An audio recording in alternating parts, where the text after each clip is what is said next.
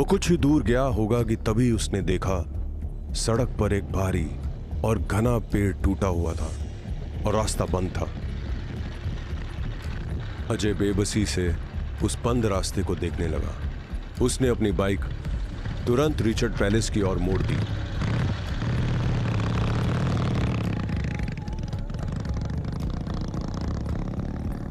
और कुछ ही देर में वो रिचर्ड पैलेस पहुंच गया।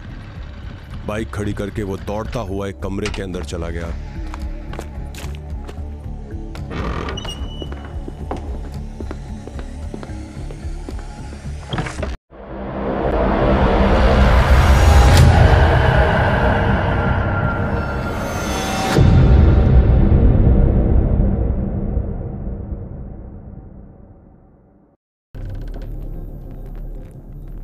उस कमरे के अंदर सिर्फ कैंडल्स जल रही थी और वहां फर्श पर एक बड़ा सा गोल लाल रंग का सर्कल बना हुआ था। अजय तुरंत उस सर्कल के अंदर अपनी आंखें बंद करके बैठ गया।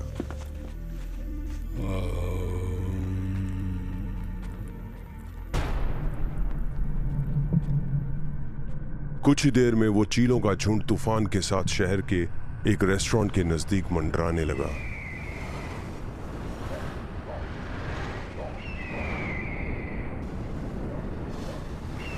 और देखते ही देखते उन चीलों के झुंड ने आपस में मिलकर एक परछाई का रूप ले लिया।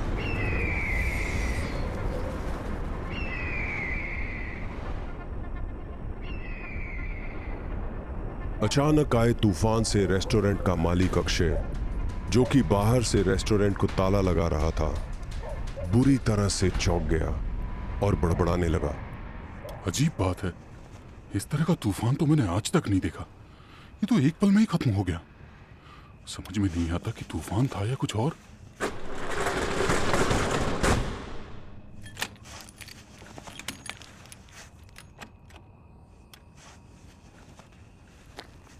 रेस्टोरेंट को ताला लगाने के बाद वो नजदीक खड़ी अपनी बाइक की ओर बढ़ने लगा।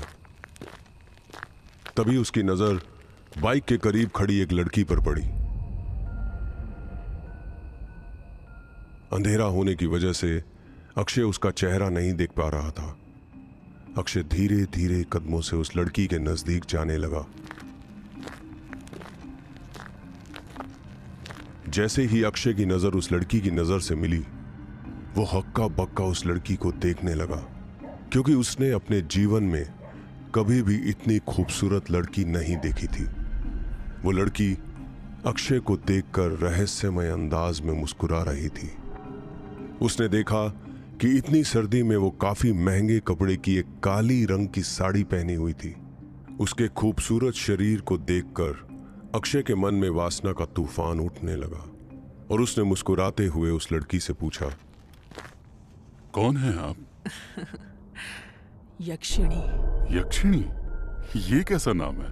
नाम से क्या फर्क पड़ता है? तुम मुझे जिस नाम से चाहो उस नाम से बुला सकते हो। वैसे आप इतनी रात को अकेली यहाँ क्या कर रही हैं? और आपने वो तूफान देखा था? यक्षिणी ने बहुत ही रहस्यमय अंदाज में मुस्कुराकर अक्षय की ओर देखकर कहा, हाँ, मैंने उस तूफान को देखा था, मगर मुझे तूफान से कोई फर्क नहीं पड़ता। मतलब? मैं आपकी बात का मतलब नहीं समझा। यक्षिणी धीरे धीरे कदमों से चलती हुई अक्षय के नजदीक आकर खड़ी हो गई। उसके नजदीक आते ही अक्षय ने अपने आसपास एक अजीब सी ठंडक महसूस की। यक्षिणी अक्षय की ओर मुस्कुराकर देखती हुई बोली, मैं इतनी रात में क्या कर रही हूँ, इससे तुम्हें क्या फर्क पड़ता है? सच तो ये है कि तुम्हारी नजरें इस वक्त मेरे शरीर पर हैं और तुम्हारे दिमाग में सिर्फ एक ही बात चल रही है कि काश मेरे साथ तुम्हें एक रात बिताने का मौका मिल जाए। यक्षिणी की बात सुनकर अक्षय बुरी तरह से चौंक गया, क्योंकि सच तो यही था कि वाकई पहली नजर में यक्षिणी को देखकर अक्षय के दिमाग में पहला ख्याल यही आया था। लेकिन अचानक अब उसके दिमाग में वासना का भूत उतर चुका था। उसे अचानक से कुछ अजीब सा लगने लगा। उसने देखा यक्षिणी अभी भी उसे मुस्कुराकर देखती जा रही थी, मगर अब अक्षय को पता नहीं क्यों उसकी मुस्कुराहट से एक अजीब सा डर महसूस हो रहा था। अचानक उसे ठंड का एहसास हुआ और उस ठंडक से वो कपकपा कर रह गया और यक्षिणी की ओर देखकर बोला, कौन हो तुम? और तुम ये कैसे जानती हो कि मेरे दिमाग में क्या चल रहा था? ये तो बिल्कुल अच्छी बात नहीं हुई अक्षय। पहले तुम्हारे गर्म खून में वासना दौड़ रही थी और अब अचानक से डर दौड़ने लगा। और इतना कहते ही यक्षिणी की आंखें नीली हो गई और एक बेहद ठंडी हवा का झोंका अक्षय से टकराया। उस ठंडी हवा के झोंके से अक्षय अंदर तक कांप कर रह गया और डरते हुए बोला, सच सच बताओ, कौन हो तुम? अक्षय, मैं झूठ नहीं बोलती। देखो, तुम पहेलियां मत बुझाओ, मैं पूछ रहा हूं ना, सच सच बताओ, कौन हो तुम? बताया तो था, मेरा नाम यक्षिणी है और मैं तुम्हें अपनी आगोश में लेने के लिए तड़प रही हूँ। अक्षय, क्या तुम मेरे नजदीक आकर मुझसे लिपटना नहीं चाहते? यक्षिणी ने इतना बोला ही था कि अक्षय के दिल और दिमाग से डर तुरंत निकल गया। उसकी आंखों में फिर से वासना झलकने लगी।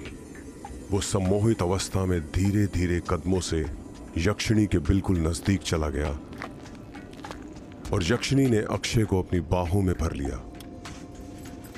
अक्षय अपने आप को वासना की गहराइयों में गिरता हुआ महसूस करने लगा, मगर तभी अक्षय को यक्षिणी की पकड़ काफी मजबूत महसूस होने लगी। उसका सम्मोहन टूट गया और उसे अपना दम घुटता हुआ महसूस हुआ। अक्षय खुद को यक्षिणी की बाहों से छुड़ाने का प्रयास करने लगा।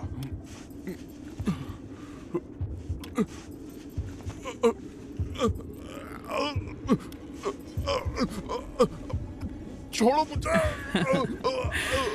मैंने तुम्हें छोड़ने के लिए नहीं पकड़ा था, छोड़ो। और मेरी पकड़ से छूटना आसान ही नहीं, नामुमकिन है। छोड़ो मुझे। अक्षय ने इतना कहा ही था कि तभी यक्षिणी का चेहरा बेहद भयानक हो गया। उसकी आंखों का रंग बिल्कुल नीला पड़ गया, होंठ सफेद हो गए और उसके चेहरे की खाल काली पड़ गई थी।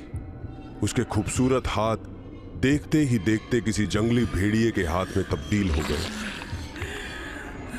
उन हाथों में तेज धार नुकीले पंजे निकल आए थे।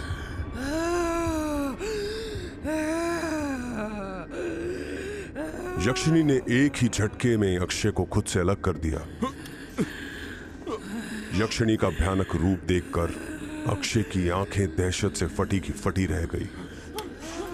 अक्षय ने भागना चाहा, लेकिन उसे ऐसा महसूस हुआ कि जैसे उसके पैरों को किसी अदृश्य शक्ति ने बुरी तरह से जकड़ लिया। तभी अचानक यक्षिणी ने अपने पंजों से अक्षय की गर्दन उसके धड़ से अलग कर दी।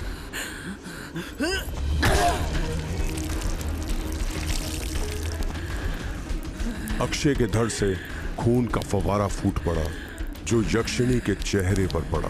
गरम खून देखकर यक्षिणी की आंखों में एक वहशी चमक आ गई।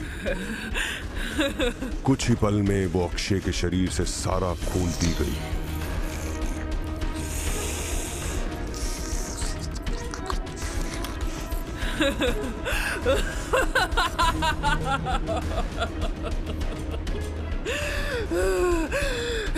और देखते ही देखते काले धुएं में तब्दील हो गई।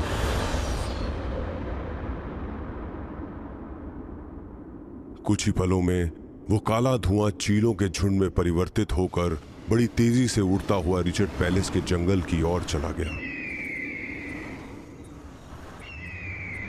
और चारों तरफ सन्नाटा छा गया।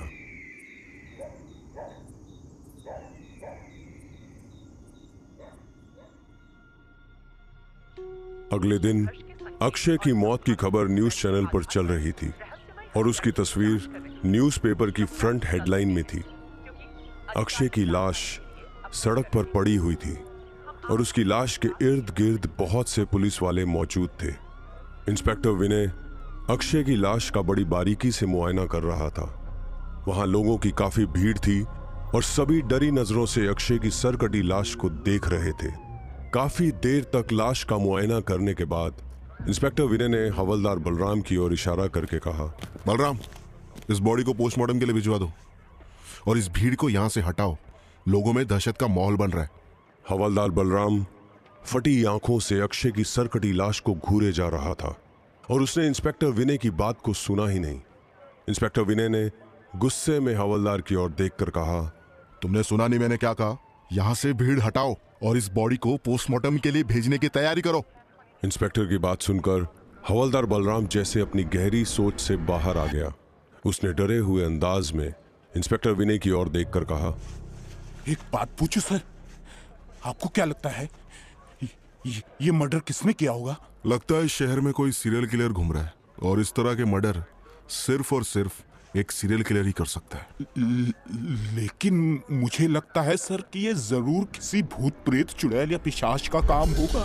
हाँ, मुझे नहीं लगता कि कोई इंसान इतनी बेरहमी से किसी इंसान का कत्ल कर सकता है। अपनी बकवास बंद करो बलराम। एक तो लोग वैसे भी डरे हुए और अपनी फालतू बातों से तुम लोगों को डराने का काम कर रहे हो। इंस्पेक्टर विनय ने यह बात बोली ही थी कि तभी भीड़ से एक साधु निकलकर सामने आ गया। वो अक्षय की लाश को बहुत गौर से देखने लगा। साधु के माथे पर चिंता के साए लहरा रहे थे। उसकी आंखों में दहशत भरी हुई थी और उसने